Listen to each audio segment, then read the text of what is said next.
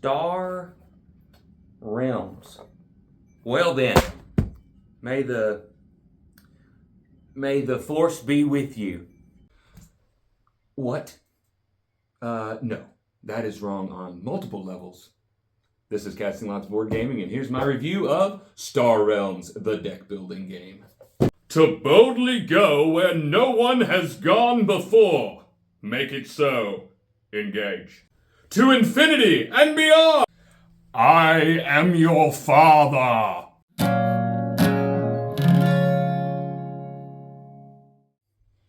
Hey everybody, welcome to the channel. Today we are discussing Star Realms. So this is a really cool head-to-head deck building game. So I love deck building games. This is something that I've gotten into probably in the last year or so. I've really just developed an affinity for these deck building games. It's just cool to be able to start with a lowly, measly 10 cards that don't do much except buy things. So this is going to be purchasing power, and this is attack power. So you start with this measly little deck of 10 cards, and throughout the course of the game, you're going to be buying cards from the market.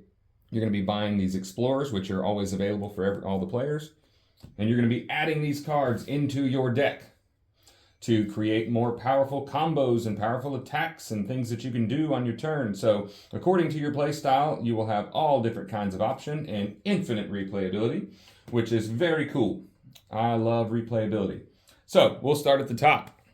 Let's go with quality. Now, this is probably the weakest point on Star Realms. The quality of the cards it's not the worst quality I've seen, but it's definitely not the best either. This is a deck building game, so you're going to be shuffling a lot. You're going to be constantly shuffling.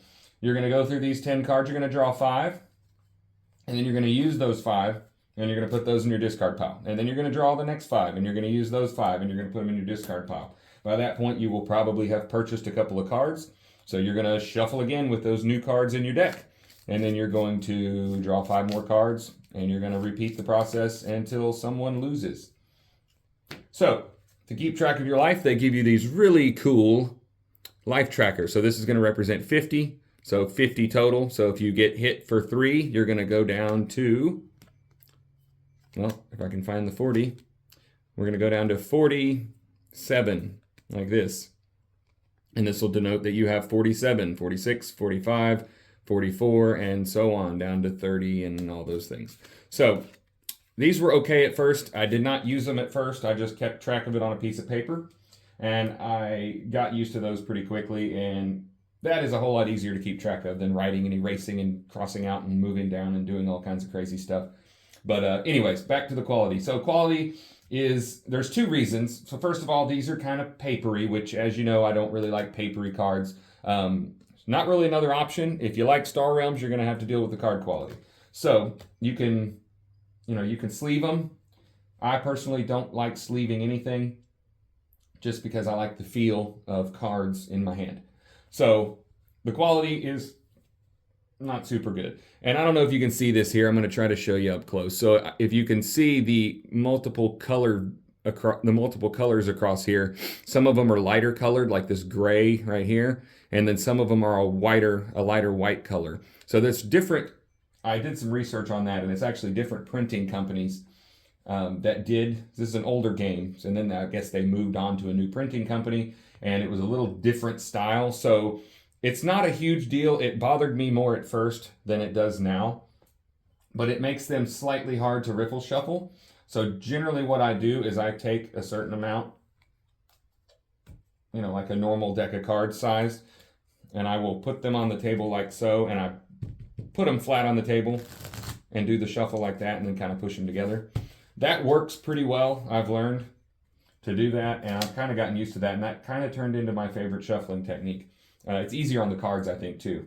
So a very minor inconvenience for me. That doesn't really take away from the game at all, but it might for some people. But again, you can always just sleeve them, and then you don't have any of these problems. So this is all 3 of the core games. So you have Star Realms, the base game, and then you have Star Realms Colony Wars, and then you have Star Realms Frontiers. So the boxes for the other 2, so this is Star Realms Frontiers, And this is, as you can see, a fairly small box. I kept them because I actually use them if I go somewhere. See, this is for Colony Wars, and it's a real small box. This is like double the width of a regular deck of playing cards size, which is nice. So small boxes for these two core games.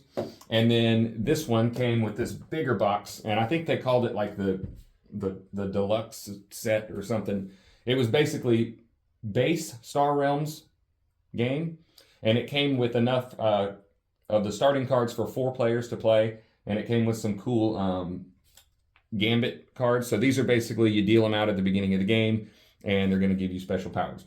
But the box is cool. The boxes are tough and well built, but like I said, the cards, a little off-putting, but it's nothing. It bothered me a little bit more at first than it does now. We'll move on to complexity. I would call complexity on Star Realms low.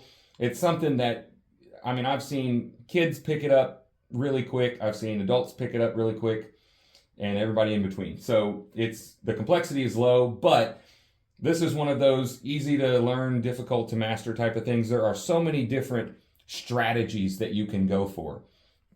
You have these different, I think they're called factions or different factions. So you have these different colors on the cards. So the green being the blob faction. So here's the moonworm. And then you have the Trade Federation, which is the blue faction. And then you have the red, which is the machine cult. And that's these guys. And then you have the yellow, which is the Star Empire.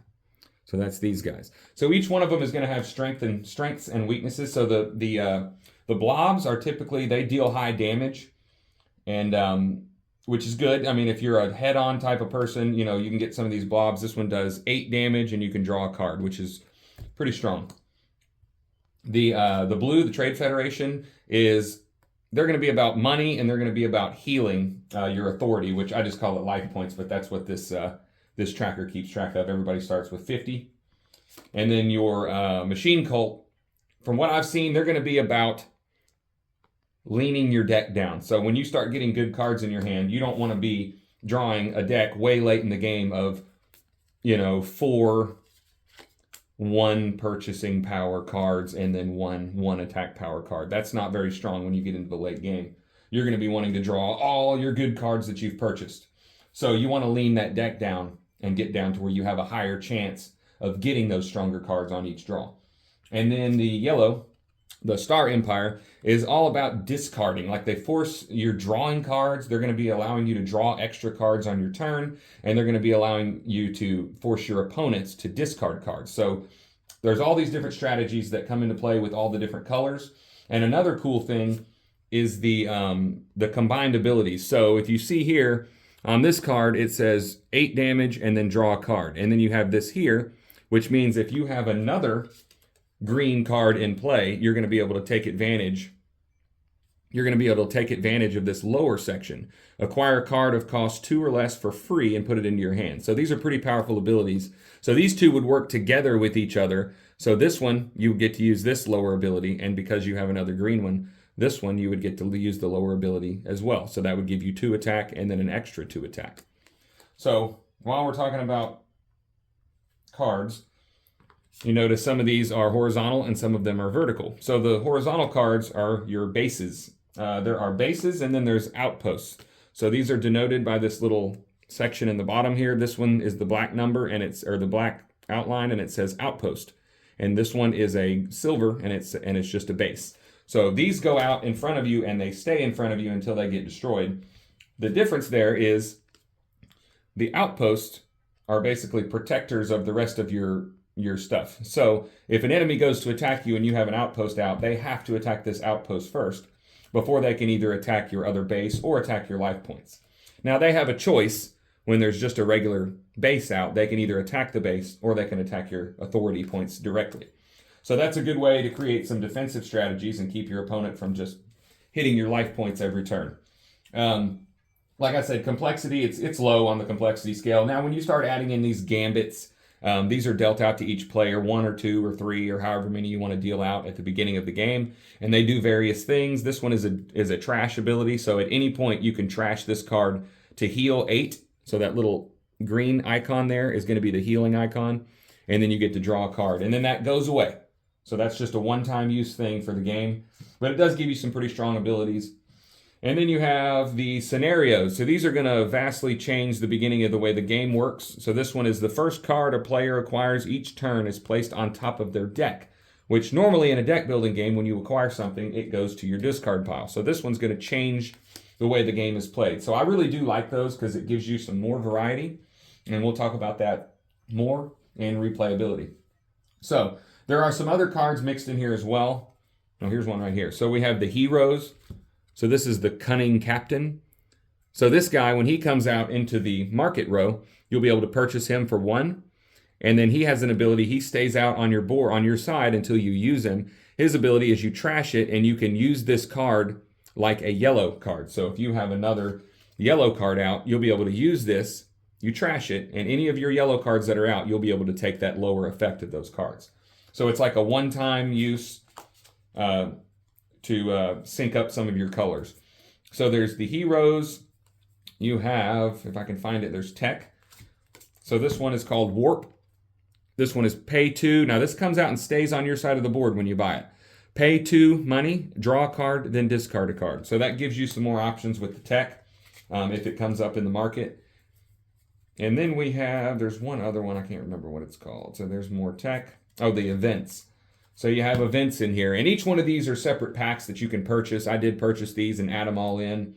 I just shuffle everything together and use it as one big deck of cards. So this one is an event. When it comes out, it's normally going to affect multiple players, or all the players, I mean.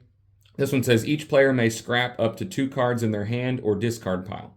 So when that comes out, you know, it changes things or something happens that affects all the players that are playing. So those are some of the different things you can acquire there. And there are some other packs with some bonus cards in there. I think it was somewhere around about 50 extra ones that I had added in that was part of some other packs. There's like heroes and fortresses and you know, all these different packs that you can get, and they're very very reasonably priced. They're not overly expensive.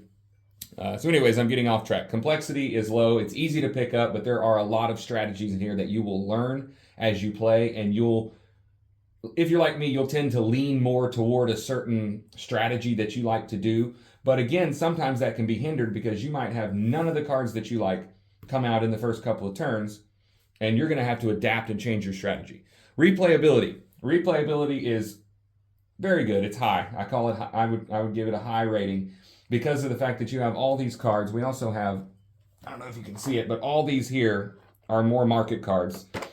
And those will come out. I normally try to just shuffle, grab a different handful every time we play, so that way you're never seeing the same cards twice. And like I said a second ago, you know, sometimes you have to adapt. If you come into these and you have a bunch of green cards that come out, there's going to be players purchasing green cards right at the very beginning, which they might not like the green cards. They might like to go for the red or the blue or the yellow cards. So that's pretty cool because it gives you replayability. It forces you to adapt to depending on what the market is. So that's really cool. Very high replayability. The rating, I would call this everyone. Everybody can play this. There's nothing weird in here. I mean, you do have some, you know, the moon worm. It's kind of this scary looking space worm thing, but I don't think it's anything that should bother anybody. And the star, the space theme is something that I really like. You know, that's not going to be for everybody, but it's something that I really like when I'm in the mood. Sometimes I'm not in the mood, and there is a very, very similar game of this called Hero Realms, which is made by the same company, Wise Wizard Games, and it's basically the exact same thing, but in a fantasy world with orcs and elves and, you know, different things like that. So I would give the score on this one. I'm going to give it an 8. Really, I would have probably gave it an 8.5. It's a fantastic game, but the card quality knocks it down just a hair. But like I said, it's something I'm very particular about, keeping my cards, not bending them and not getting, you know, spilling drinks all over the table while we're playing. So if you take care of it, like anything, if you take care of it, it'll last. But again, all that can be alleviated if you do decide you can just sleeve them, and then you won't have these issues. But Star Realms is a fantastic game. It's something that I try to get to the table at least a couple of times every few weeks. It's got some cool solo modes. So with and I think it's the Frontiers pack, it comes with all these different solo modes. So there's various things here: Pirates of the Dark Star, Dimensional Horror, Nemesis Beast, Defy the Empire. And each one of these are going to have their own rules, how they play and how the bot plays. And then here, it gives you, so basically what's normally going to happen is there'll be a card flipped, or they'll use a card out of the trade row, depending on the rules. And whatever faction that card is will trigger a different ability on the bot's turn. So it's there's a lot of variability there. A lot of these are extremely different. Some of them are difficult. There's a few of these that I've played multiple times and I still haven't beaten them. So there's all kinds of options for you to play Star Realms. I think it's something that old or young, you know, somebody who's really into gaming, somebody who's not really into gaming, there's a vast amount of people that could just pick this up and learn it within probably 10 to 15 minutes. And by the end of the game, they're going to be synergizing with various factions. They're going to be playing cards. They're going to be enjoying themselves. They're going to have a lot of fun. So Star Realms is going to get an 8 out of 10. I think I said 8 out of 5 last time again, so I keep messing up on that. But anyways, Star Realms, the deck building game. This has been another episode of our overviews and reviews on Casting Lots Board Gaming. We'll see you next time. God bless.